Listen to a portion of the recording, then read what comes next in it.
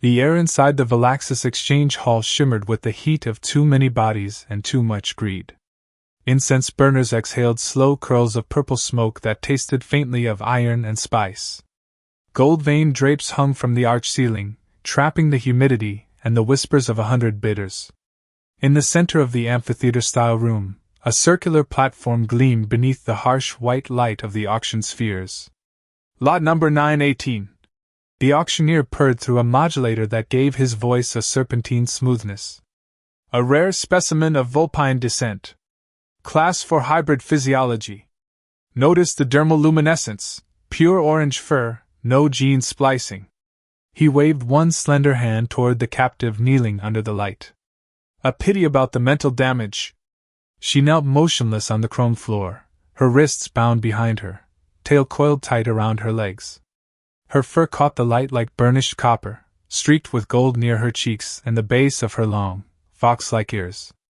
Beneath the grime and torn garments, there was unmistakable grace, the kind bred in the noble lines of her species. But her eyes, those amber eyes, were dull, unfocused, trembling at some sound only she could hear. Even among the callous traders and decadent nobles of the hall, a ripple of unease passed through the audience. "She's broken," someone muttered from the mezzanine. "Defective," another agreed. "The signal interference is unbearable." The auctioneer's smile didn't falter, though his translucent brow twitched. "Yes, regrettably the subject exhibits psionic dissonance. Severed from her neural link at capture. You may sense residual static." Even Draven felt it. He stood near the back of the room, his dark coat slick with desert dust from his arrival. The hum in his skull wasn't sound, it was vibration, like a nerve plucked wrong. Yet beneath the chaos, there was pattern. A rhythm. A frequency that wasn't random but alive. He adjusted his translation visor slightly, isolating the wavelength. There. A pulse. A sequence. A cry buried under noise. The vulpine girl flinched as if in answer. Draven's pulse quickened. He hadn't come to buy anything. Linguistics, not slavery, was his field. He studied lost languages, nonverbal systems, psychic lexicons. But this was no static. It was syntax. A mind screaming in structure. The auctioneer sighed theatrically. "No bids? Then we begin reclamation protocol." Two handlers stepped forward in exocets, their boots ringing against the metal as they approached the platform. 2,000 credits, Draven said. The hall fell silent. Heads turned. The auctioneer blinked. 2,000? Draven nodded once, voice steady. Transfer verified. The handlers froze mid-step. The auctioneer's face brightened like a man saved from embarrassment. Sold! To the gentleman in the rear. Murmurs rippled across the chamber, laughter, disbelief, derision. Who wastes real money on a broken empath? Draven didn't care. His gaze never left the girl. She hadn't moved, but the static in his skull had changed. Beneath the noise was a flicker, faint, terrified recognition. When the chains were released and she collapsed forward, he was there before she hit the ground. The eidolon cut through the upper atmosphere of Valaxis, its obsidian hull reflecting the fractured light of the dying sun. Inside, the cabin hummed with quiet efficiency, air filters, engine rhythm, the low pulse of a ship designed for solitude. Draven guided the ship from the cockpit into autopilot, then turned toward the narrow corridor leading aft. The vulpine girl sat on the deck beside the med station, knees drawn to her chest, wrapped in a thermal drape. Her fur had been cleaned of auction dust, revealing the soft gradient of orange that darkened along her arms and tail. The collar at her throat still glowed faintly, a restraint powered by neural suppression fields. Draven knelt before her, careful to keep his posture low, his movements slow. "Can you hear me?" he asked gently. No response. Only the faint twitch of her ear. He exhaled, reaching into his coat. "I'm going to remove the collar." At the word remove, her entire body jerked, a violent spasm, tail puffing out. The static in Draven's mind spiked into a shriek that made his temples ache. "It's all right," he murmured, voice steady. I'm not going to hurt you. He placed the deactivation key beside her knee and leaned back, hands visible. After a moment of stillness, he reached again, thumb pressing into the magnetic clasp. The collar clicked, hissed, and fell away with a dull clang. The psychic feedback dropped instantly, like a storm's eye settling. She gasped, a real, physical sound, and clutched her neck, eyes wide with animal panic. Draven didn't move closer. He simply said, "You're safe here. My name is Draven Soul." Her pupils contracted slightly. Her ears tilted toward him. He didn't expect her to answer, but a single fractured whisper slipped past her lips. "Lyra!" It wasn't clear if it was her name or a ghost of memory. But it was enough. Draven smiled faintly. "Lyra!" "All right then." He rose and nodded toward the dimly lit side chamber. "There's food and water in there. You can rest as long as you need." As he turned away, the faint tremor of her mind brushed against his own, not words, not thought, but a flicker of curiosity threading through the static. And that was how their silence began, not in understanding, but in the first fragile spark of interest. The Eidolon drifted between the cold stars like a silent monolith. Inside, all was still, except for the faint vibration of the life support systems and the slow, rhythmic beeping of environmental monitors. Draven had prepared the isolation chamber himself, walls lined with sound-absorbing composite, indirect amber lighting, temperature held steady at 23 degrees. It was designed for fragile telepaths. A place where the mind could uncoil without threat. Lyra sat cross-legged in the middle of the padded floor, wrapped in a plain gray thermal fabric. She hadn't spoken again since that one word in the med bay, Lyra. Draven wasn't sure if she even remembered it consciously. Her amber eyes, once dull, now tracked motion again, not with awareness, but reflex, like an animal relearning its surroundings. When Draven entered the chamber, he carried a small tray. He set it gently near her, a bowl of protein broth and a bottle of mineral water. "You'll need strength," he said softly. "You haven't eaten in days." No reaction. Only a faint tremor in her tail.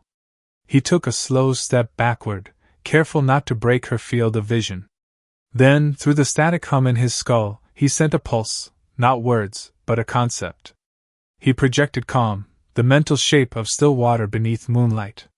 Her ears flicked. The psychic noise shifted, not quieter, but smoother, like wind flattening waves. That was progress. He didn't expect her to eat while he watched, so he simply nodded and left her alone. The door sealed behind him with a whisper, and he watched her through the chamber's hidden vitals screen. She sat motionless for a long time, then, at last, she reached for the bowl. Her mind trembled like a signal trying to stabilize. By the fourth rotation, she was fading again. Her vitals dropped. She was alive but starving herself, slipping into shutdown. Draven had seen it before, psionic trauma victims lost in recursive mental loops. Words couldn't reach her. So he turned to something older than speech. He entered her chamber carrying a stringed instrument, a 6-string harmonet, its wooden body polished and worn by years of travel. Without a word, he sat cross-legged across the room from her, tuned it, and began to play. The notes were slow and deliberate, each one trembling with natural resonance. The sound filled the silence like sunlight warming frozen metal. Lyra's ears twitched first. Her tail uncurled slightly. The rhythm of her breathing changed.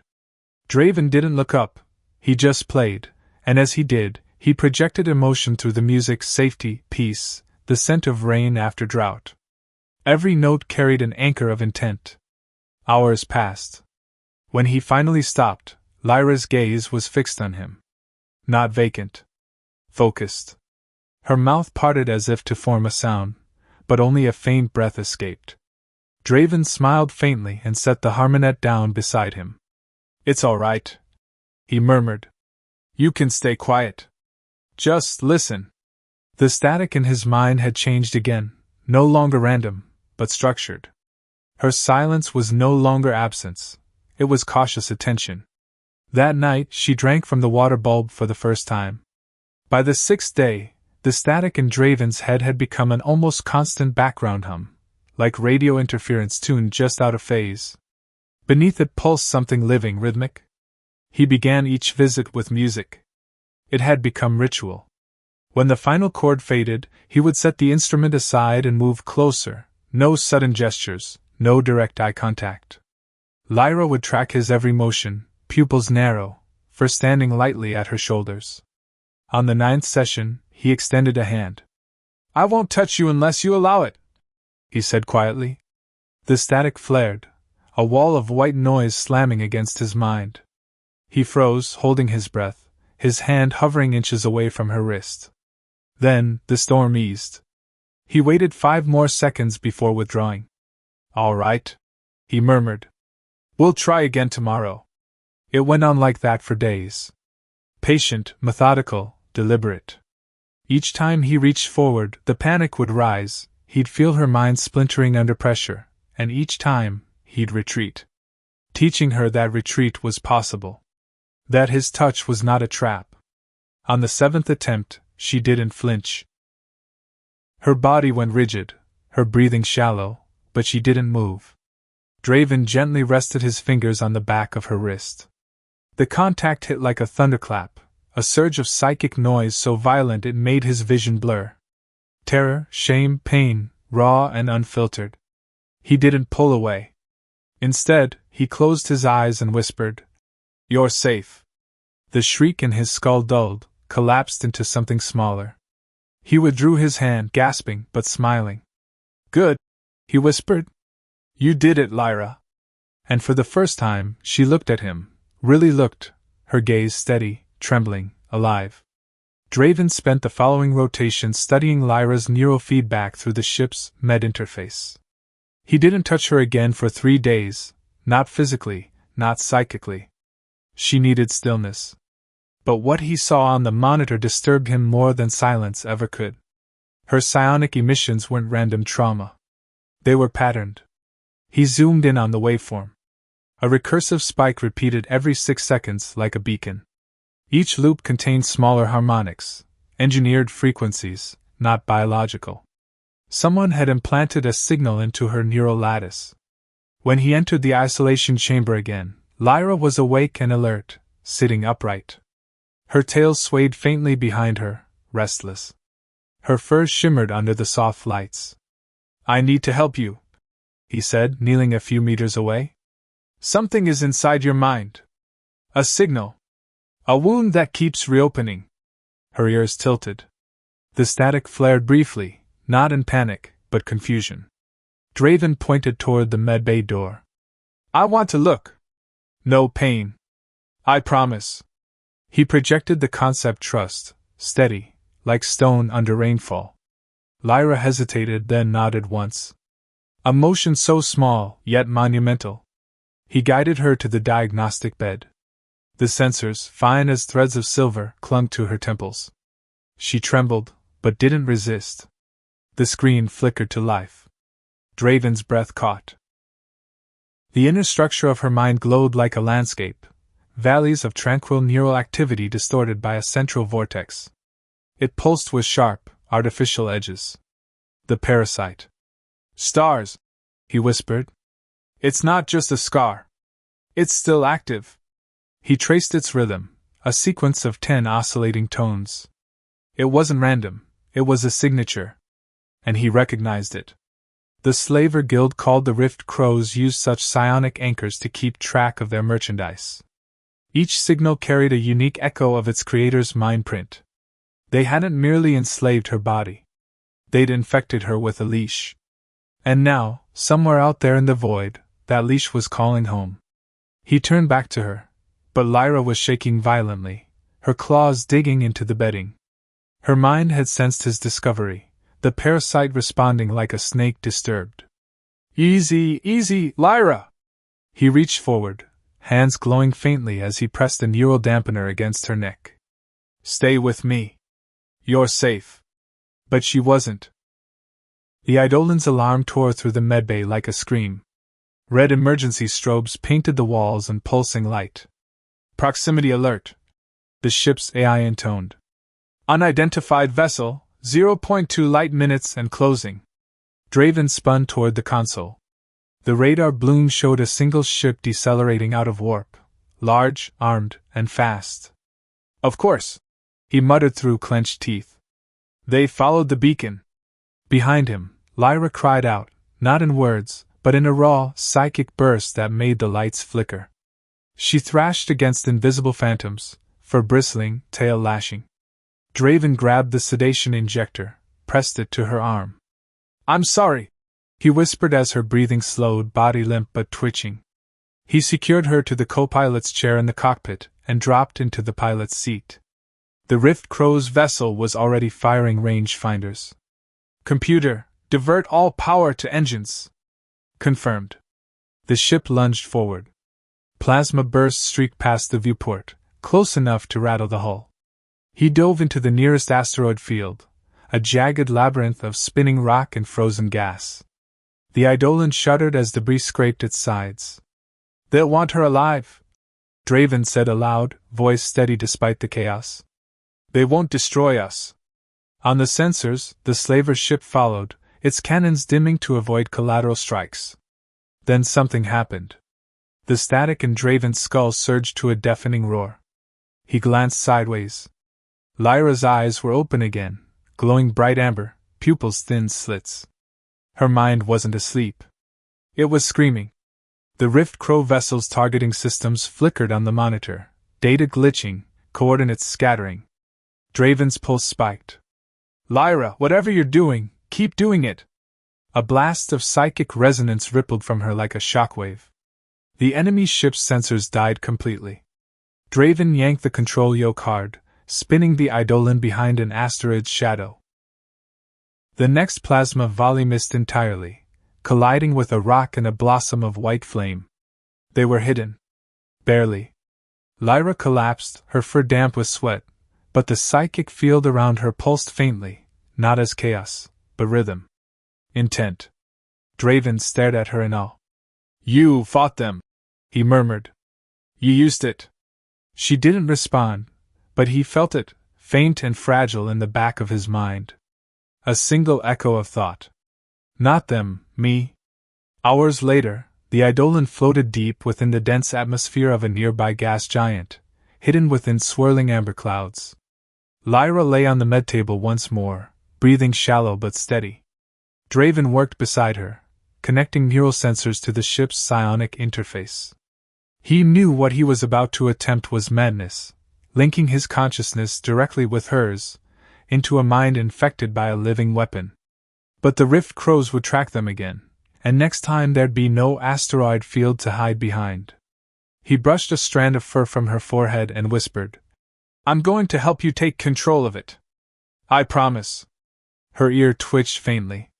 He closed his eyes and activated the link. The world vanished. He was standing in a storm of orange light and static. The air vibrated with invisible pressure, each breath filled with soundless screams. Ahead, in the maelstrom, stood Lyra, not her body, but her mind's shape, tall, radiant, and trembling, her fur illuminated from within. The parasite coiled around her like a serpent of glass and wire, whispering with 1,000 stolen voices. Draven reached out a hand. Lyra! You don't have to destroy it. You can shape it. She turned, eyes wide and fierce. It hurts. Her voice echoed both aloud and within him. It always hurts. I know, he said softly. Then let's make the pain theirs. She hesitated, then nodded once. Together they reached toward the serpent of code. The storm screamed. The psychic storm faded. Draven and Lyra collapsed together on the med-bay floor, gasping. The ship hummed quietly around them. For the first time since her capture, the static in his skull was gone. Not silence, clarity. Lyra opened her eyes. The orange glow in her irises pulsed faintly. It listens, she said, her voice hoarse. The pain. It waits for command. Draven steadied her. Then we'll teach it to obey you. In the following cycles, the Eidolon's once sterile halls became their sanctuary and training ground. They began each session with meditation in the isolation room, Draven guiding her breathing, Lyra focusing on the rhythm of her pulse. Then they would move to the engine chamber, its metal walls now scorched with the marks of failed attempts. At first, every test was agony. When she reached inward to touch the parasite's core, her body convulsed, ears flattening, fur bristling as the ship's lights flickered. Draven never flinched. He held her hand, projecting calm, grounding her mind through his. "Breathe with me," he'd whisper, his tone low, commanding but soft. "Anchor yourself here. Not in the pain." Bit by bit, the chaos changed form. A scream became a hum. The hum became a pulse.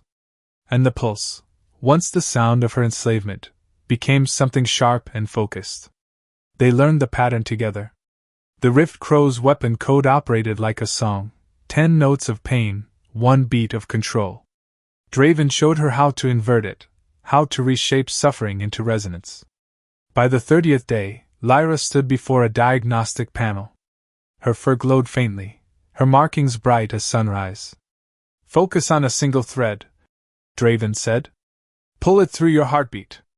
Lyra exhaled slowly. The air thickened. A low vibration rippled through the chamber.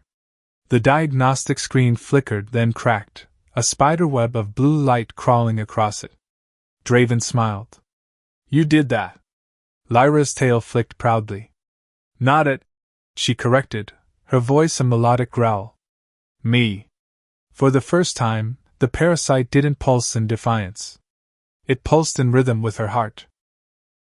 Progress bred exhaustion, and exhaustion brought closeness. After each session, Lyra would collapse against him, her body trembling with the aftershocks of psionic exertion. He would wrap a thermal blanket around her shoulders, their breathing sinking in the quiet hum of the ship.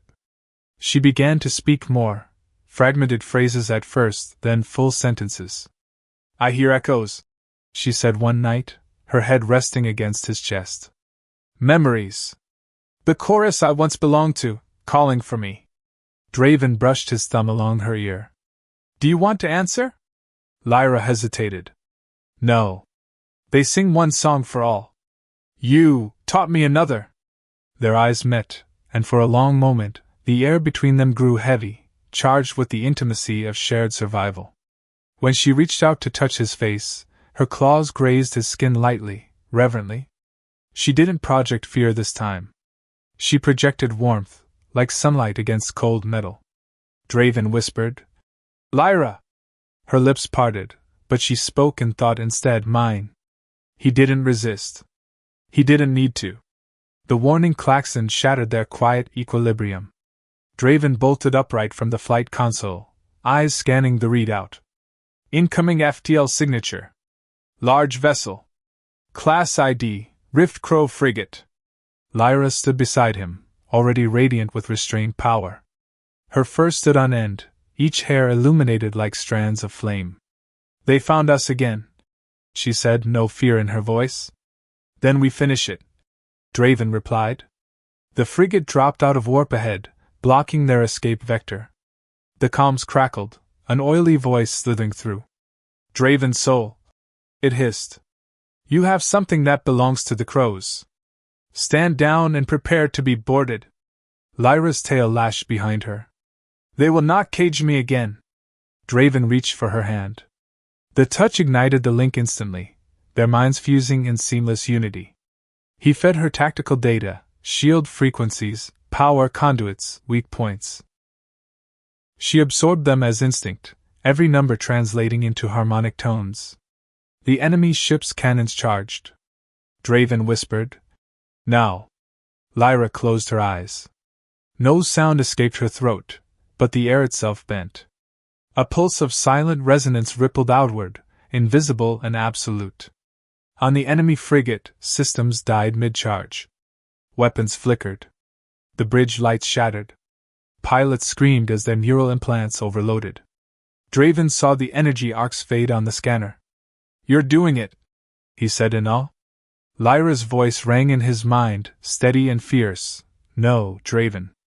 We're doing it." The Rift Crow frigate's engines imploded in a blossom of blue fire, leaving only silence in the void. The silence that followed the Rift Crow's destruction was unlike any Draven had ever felt. The Eidolon drifted through a slowly expanding field of wreckage, molten fragments of metal, flickering plasma trails, and a handful of dim emergency beacons that would soon fade into nothing. Lyra stood by the viewport, bathed in the ghostly light of the debris. Her fur glowed softly in the reflection, like she carried the fire of the dying ship in her own body. Her tail curled slowly behind her, restless, uncertain. Draven approached quietly. "It's over," he said, though his voice carried no conviction.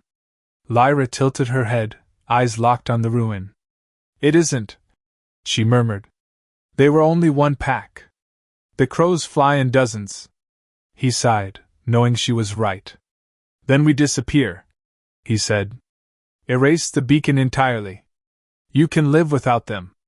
Her gaze shifted toward him, the light of distant stars caught in her amber eyes. "I do not want to hide." Draven frowned. "You want to fight them?" She shook her head slowly, her white-tipped ears twitching. "I want to undo them. They feed on silence. I will make the galaxy hear what they do." There was no rage in her tone, only conviction. Her voice had grown stronger, its cadence smooth and melodic, shaped by his language but carrying its own alien rhythm. Draven reached out and placed a hand on her shoulder. "You already undid them. You broke their leash. That's more than vengeance. That's freedom." Lyra closed her eyes for a moment. When she opened them again, her markings glowed softly along her collarbone. "Then teach me," she whispered. "Not to fight, but to build." He smiled faintly. "I think you've already started." They left the war-torn routes behind and set a course toward the outer rim, beyond any charted system. For the first time, there were no coordinates from command, no destination from necessity. Draven's life had been governed by language, syntax, grammar, translation. But Lyra taught him something far more difficult, the lexicon of feeling. Days became weeks aboard the Eidolon. The ship's cold corridors began to change. Lyra etched intricate geometric patterns into the bulkheads, threads of bioluminescent resin that pulsed with soft amber light. Each line hummed faintly in response to their moods, an art of resonance. One evening, Draven found her in the engine chamber, hovering her hand above a fractured conduit. Her psychic hum vibrated the air until the metal itself seemed to sing. When she stopped, the crack was sealed. He stepped closer. "You're healing the ship now?" Her tail flicked proudly. "I learned from its voice. It's easier than words." He chuckled. "Everything is easier than words." She turned, her fur catching the starlight filtering through the vents. "Then why do you use them so much?" Draven hesitated. "Because sometimes I'm afraid silence might say more." Lyra smiled, a slow, radiant curve of her lips. "Then let silence speak tonight." She leaned forward and kissed him. It wasn't frantic, nor hesitant. It was emerging, the quiet hum of two minds that had spent too long in the dark, finally resonating in unison. 5 years passed. The Eidolon now orbited a lush, unnamed world of turquoise seas and violet forests. They called it Haven. The ship's once sterile interior was transformed. Lyra's psionic art hung like sculptures of light, dancing above the floors. Draven's antique books floated in low-grav alcoves, each bound in languages that no civilization remembered. In the workshop, Lyra carved wood with delicate human tools, Draven's tools. Her fingers moved with patience learned through years of creation, her tail flicking in quiet rhythm. Draven entered, the scent of ionized air still clinging to him. "You're shaping again?" She nodded without looking up. "A glider," she said, gesturing to the half-formed avian figure. "From the cliffs. They dive into storms, unafraid." He smiled. "Like someone else I know." Her ears twitched playfully. "You still analyze everything." He knelt behind her, resting his chin gently against her shoulder. "I can't help it. You're a language I still haven't finished decoding." She set down the carving knife and turned, her amber gaze locking onto his. "Then stop studying," she whispered. "Start listening." He did. Their bond, once born of trauma and survival, had become something else entirely, a duet. His mind carried her warmth like a heartbeat, her presence a constant melody beneath every thought. They no longer spoke of the rift crows, or the past. The galaxy outside had grown quieter. Night on Haven was soft. The twin moons painted the oceans with gold. Draven and Lyra stood on the observation deck, the Eidolon's dome open to the stars. Lyra leaned against him, her fur warm against his skin. "Sometimes I still feel them," she said softly. "The chorus. The one I used to belong to." Draven held her closer. "Do you want to go back?" She shook her head, her tail brushing his leg. "They sing as one. I no longer wish to vanish into 1,000 voices. I've found my own." He smiled into her hair. "And what song do you sing now?" Her thought brushed his mind. "A melody of pure emotion. Love. Peace. Discovery. This one," she said aloud. "Our song." He turned her toward him, his hand at her jaw. "Then let's never stop writing it." She smiled. "Not even the stars will silence it." And so, beneath the endless sky, the linguist and the Vulpine girl stood together, two souls that had rewritten the language of survival into the music of existence. The Eidolon drifted on, a tiny ember in the void, carrying within it the song of two hearts that had defied the silence. 10 years after the destruction of the Rift Crows, the name Eidolon had become something whispered through the farthest sectors of space, a myth carried in trading outposts, between captains and wanderers. Some claimed it was a ghost ship that appeared only to the enslaved, others that it was an artificial intelligence gone rogue. Few knew the truth, that it was a home built for two souls who had turned pain into light. Haven had grown around them. What had once been untouched wilderness now shimmered with subtle architecture, half-grown, half-built. Lyra shaped the forest canopy into living towers through psionic resonance, each branch grown in perfect harmonic proportion. Draven integrated human engineering, creating bridges of magnetic glass and crystalline communication towers that sang faintly with data. Together, they had founded a refuge, not for governments or empires, but for those who had been silenced. Former slaves, hybrid telepaths, castaway synthetics, beings broken and scattered by the chaos of the galaxy. Haven became their sanctuary, a place where minds damaged by weapons like the Rift Crows could find peace again. Draven stood on one of the high terraces, overlooking the violet ocean. The twin suns were setting, spilling amber fire across the waves. Behind him, he could feel Lyra's presence before she spoke, the faint hum of her consciousness like a familiar note tuning into harmony. "They are ready," she said softly. "The new ones from the Terran line. They no longer hear the static." He turned to her. She wore a light drape of woven synth silk, her fur radiant in the evening light. "You've done it again," he said. "Every time, you pull another voice out of the noise." Lyra smiled, slow, warm, with that quiet confidence that had once been buried under terror. "No," she replied, stepping beside him. "We did. You anchor them. I show them the way." He chuckled. "Just like old times." Her tail brushed his leg as she leaned into him. "Except now, there's no storm." For a moment, they stood together in silence, watching the wind ripple across the luminous treetops. "I've been thinking," Draven said. "The parasite code you purged, it wasn't only the Rift Crows who used it. There are other guilds, other versions. If we could translate it fully, maybe we could." Lyra turned his face gently toward hers, one finger tracing his jaw. "You never stop working, linguist." He smiled faintly. "I learned that from you." Her amber eyes softened. "Then learn this too." She extended her hand. In the air between them, a pattern of glowing symbols materialized, not letters, not any written tongue. They were emotional constructs, shaped by psionic energy.